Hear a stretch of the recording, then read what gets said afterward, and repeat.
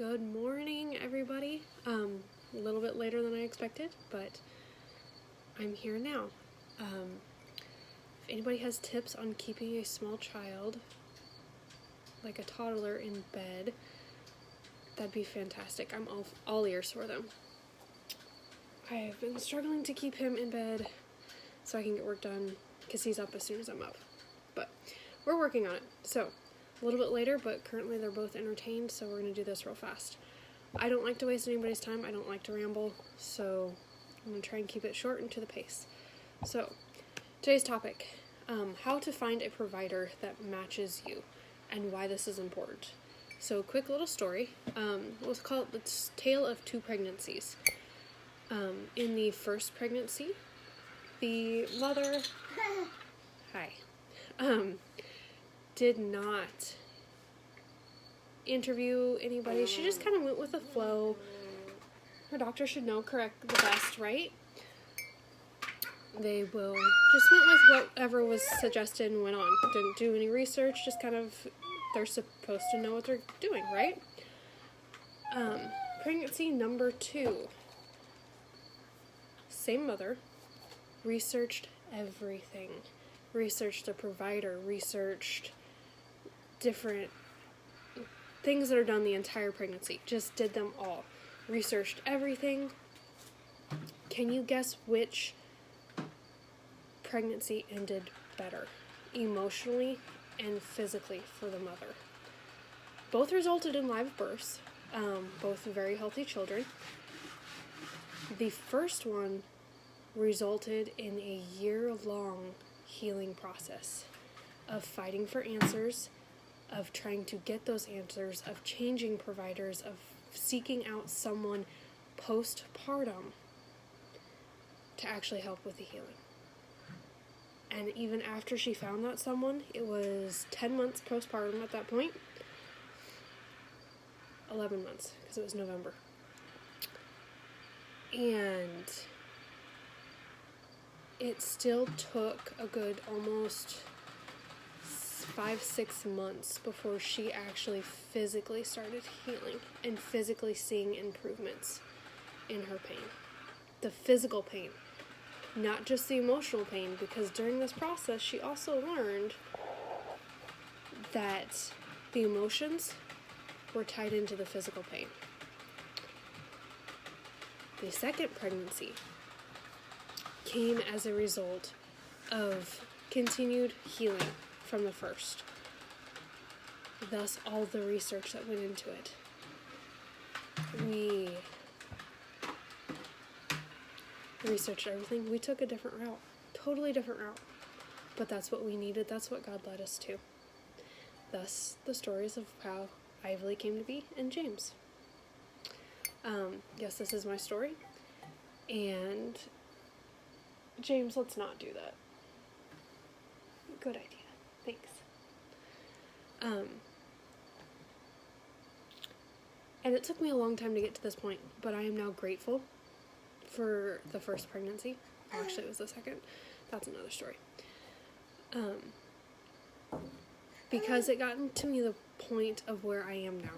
It put me on a path to where I can help others avoid that, or if they're already there, come through it. I've been there. I want to help you come through to the other side, because you can thrive afterwards. There is a thing called mother birth trauma or something like that. It's real. It's not recognized. But yeah, we'll go into that later. So, this is why it's important to find a provider that matches you the first time. And it doesn't matter if it's for birth, pregnancy, your everyday doctor, or provider, or dentist, or whatever. This can apply to all providers. So, I'm going to share with you 6 tips that I've learned. Later on, we can go into comment in the comments, and I can go into more details later in other videos, but we're going to try and keep this short today. So, number 1, remember, they work for you, not the other way around. You are paying for them. You're paying them for a service. They work for you. Their opinion is their professional opinion, but it is just that. It is an opinion. I cannot stress that enough.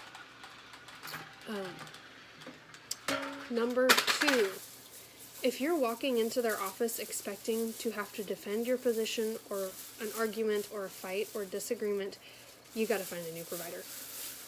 Nobody is working their best in those situations.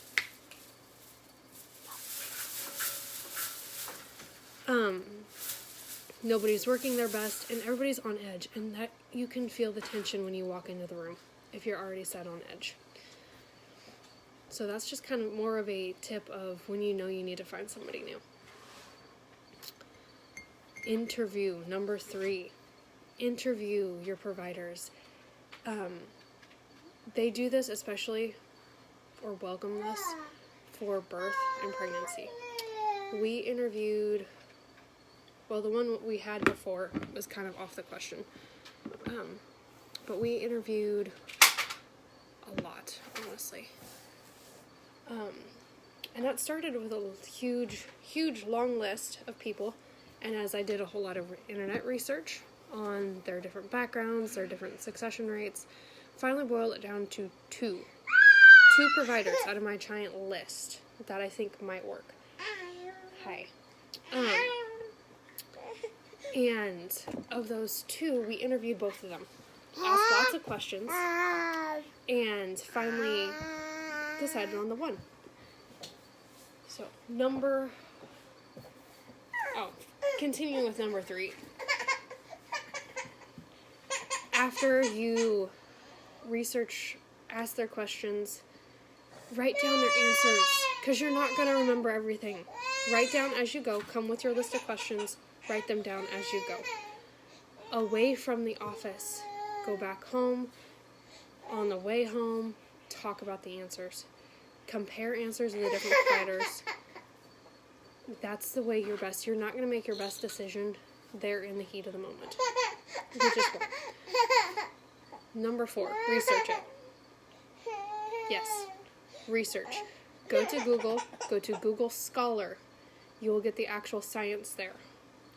Not just opinion blogs, not just random websites.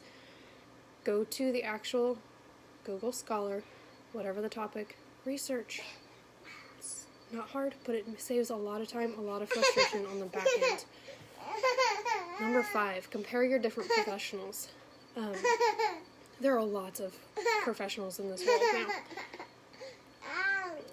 There are chiropractors, there are massage therapists, neuropaths, homeopathic, alternative medicines, modern common doctors. There's specialists within the doctors.